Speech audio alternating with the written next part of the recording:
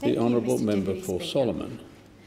I would like to start my speech in the debate of the Appropriation Bill number 3 for 2010-2011 and Appropriation Bill number 4, 2010-2011, by acknowledging two students in my electorate who were yesterday awarded with the Simpson Prize for the Northern Territory right here in Parliament House. It was my absolute pleasure to meet with the Northern Territory winner Hayley Chamberlain and her very proud father Dave, who also travelled to Canberra for the awards ceremony. Now, Hayley will be travelling to Gallipoli in April for the 2011 Anzac Day service with the other state and territory award winners. The territory runner-up was Amelia Hoffman, who was also here. Both girls are Year 11 students at Palmerston Senior College, and as you know, Deputy Speaker, I live in Palmerston, so I'm very, very proud of both these young ladies. I'm more than happy to partake in this debate and would like to comment about being elected as the member for Solomon. As Mr Deputy Speaker knows, I'm a lifetime Territorian and feel absolutely privileged to represent my constituents in the seat of Solomon. I came into this parliament with a view not to make promises that I cannot deliver. Most recently, last week, I honoured my election commitment to stand up for my constituents and vote against the nuclear waste facility located at Muckaty. Territorians and the people of Solomon want to be taken seriously, and this is why I represent the Territory in Canberra, not Canberra in the Territory. I'm here in Parliament today to represent the views of local people in my electorate of Solomon and more widely those of the Territory. I'm working very hard to ensure that people understand that not only do they have access to me through my electoral office in Darwin, as well as my mobile offices in shopping centres, but also that I'm open and responsive to my constituents' needs, including those from the wider community, businesses and individuals. On this matter, Mr Deputy Speaker, since November last year I have asked the current Labor government on behalf of the Jinglee BMX Club about their 2010 election promises to deliver a $1.5 million all-weather BMX track at Jinglee. Only this week I've received a letter from Senator the Minister for Sport stating that the Prime Minister has given... Actually an order, Member for Solomon, to mention the name of a senator. Well, I wasn't sure, Deputy Speaker. So the Senator Arbib, the Minister for Sport, stating that the Prime Minister has given her assurance that these commitments will be honoured. Both Senator Arbib and the Prime Minister are aware that the BMX track is now closed to riders until the start of the dry season in Darwin and may not reopen until April this year. Effectively, that means that all the Northern Territory riders, including Jake Furby, the current world champion, has been disadvantaged in their lead-up and preparation for future events due to the high rainfalls in Darwin over the wet season. Preparations for future events will continue to be put on hold, including those for the upcoming round 7 and 8 of the Champics and the Probix and the UCI, which is actually being held in Canberra this coming week.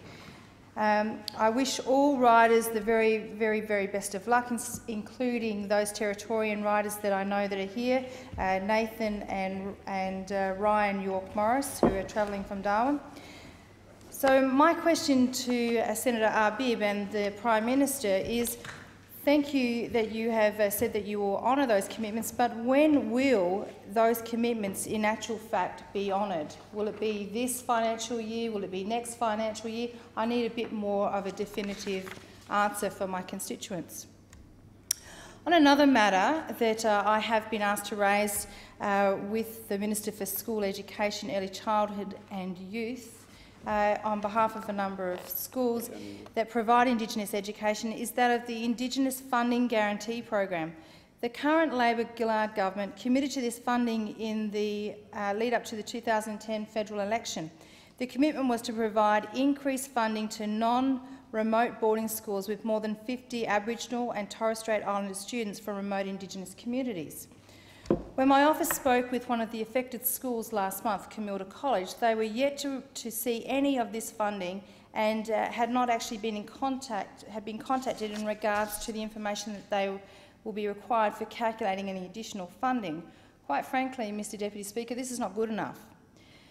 Mr Deputy Speaker, there are a number of colleges in my electorate, along with Camilda College, who I just mentioned, including St John's College and also O'Loughlin Catholic College, who are affected by these delays in payment, and as a result of this delay is costing jobs and in the Indigenous education sector.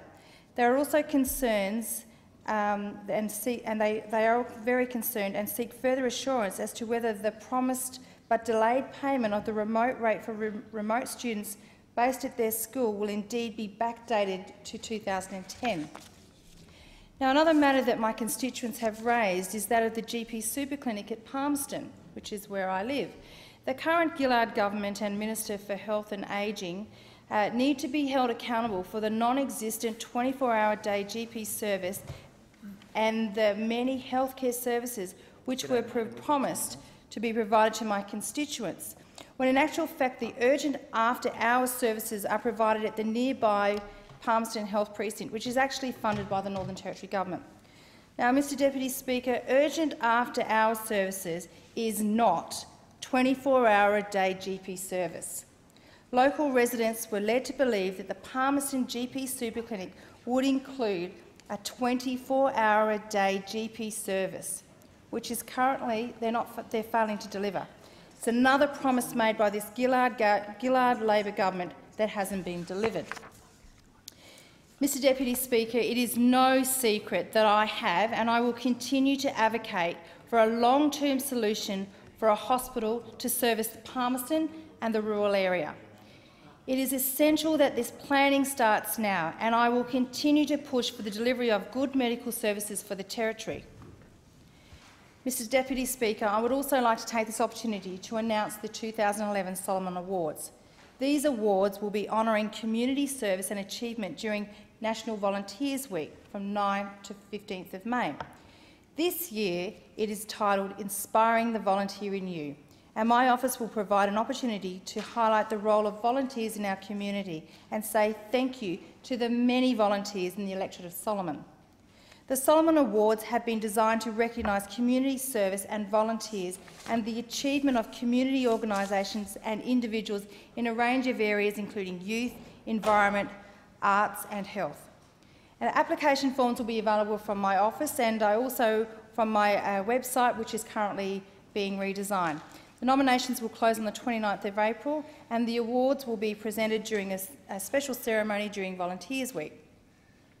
Mr Deputy Speaker, the recent discussions taking place on the Gillard Labor government's plan to introduce a carbon tax deeply concern me, as this will have an adverse effect on the Northern Territory economy.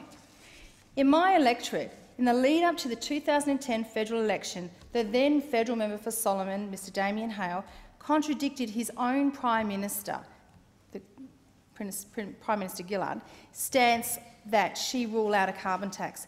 This week, Prime Minister Gillard has now announced that she will introduce a carbon tax, a fundamental breach of faith with the Australian people. Damien Hale supported a carbon tax and he was unsuccessful in the election. I'm here today to stand up for my constituents in Solomon and the Northern Territory who are opposed to the carbon tax. My constituents are very, very concerned about the increasing cost of living that they will face. They are already paying record house prices and the highest in any capital city for groceries, petrol and rent, along with soaring power bills and interest rates. Now, unfortunately, the carbon tax will affect every aspect of people's lives, and in particular those families that are already struggling, those families that are struggling to make ends meet. Many of my constituents will simply not be able to afford to pay the power that they use. And we know that living in Darwin, you need to have the air conditioning on. Now,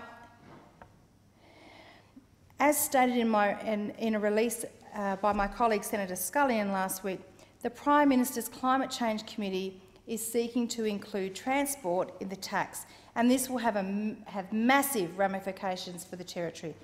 The Territory, in particular my electorate of Solomon, will be hard hit by a high cost of fuel. And Mr Deputy Speaker, as members of Parliament are aware, generally petrol and diesel prices are higher in regional and remote areas of Australia. They are. They are indeed. And the distances travelled are greater. Now, last week in Darwin and Palmerston, according to the Northern Territory Government Fuel Watch website, the mean unleaded price for petrol was $1.41.9. How do you survive? With some constituents paying, believe it or not, up to $1.47.9, and the mean diesel $1.50.1 per litre, and a maximum of $1.50.3. So they're going to go up. Now, looking at average prices of fuel in Sydney today, my electric's fuel was 1.7 cents and 2.8 cents per litre higher for unleaded and diesel respective. Now, I'm concerned. This proposed carbon tax will in fact see even higher prices for everything that Territorians buy, including petrol, which is expected to rise about 6.5 cents a litre, taking prices well above the $1.50 per litre in my electorate and close to $2 a litre in some remote areas of the Northern Territory. Quite frankly, this is not good enough. Now, in addition to this, key industries in my electorate such as primary producers, mining, tourism and constructions will also be hard hit, and in particular the Northern Territory gas industry may see harmful effects. The reason for the existence of the proposed carbon tax is to reduce the generation of carbon dioxide by making the activities that they cause more expensive. Now, as a gas province, the Northern Territory relies on these businesses, and it's anticipated that jobs will be lost so that businesses can remain internationally competitive. This can already be seen by predominant businesses such as BlueScope Steel. Their Chief Executive, Paul O'Malley, was reported in The Australian only yesterday to share the views of many of those in the manufacturing sector. That is, if they are made to pay for carbon, a resulting loss of competitiveness will mean plants will shut down here, with the void filled by imports from countries without a carbon tax. Furthermore, costs as a direct result of the carbon tax will not be shared by our international competitors, as there is no global agreement on reducing emissions. Mr Deputy Speaker, this appears to be a tax on remoteness and indeed the territory. It stands to increase the cost of living and directly impact our key industries in the Northern Territory. Mr Deputy Speaker, I ask, how can the Gillard Labor government be trusted when she said before the election there will be no carbon tax under the government I lead? And now, after the election, we all know that she wants to introduce a carbon tax. A tax on electricity, a tax on petrol, a tax that is going to affect all Australians, but particularly Territorians, increasing the already high costs of living. The shame. Thank you, Mr Deputy Speaker.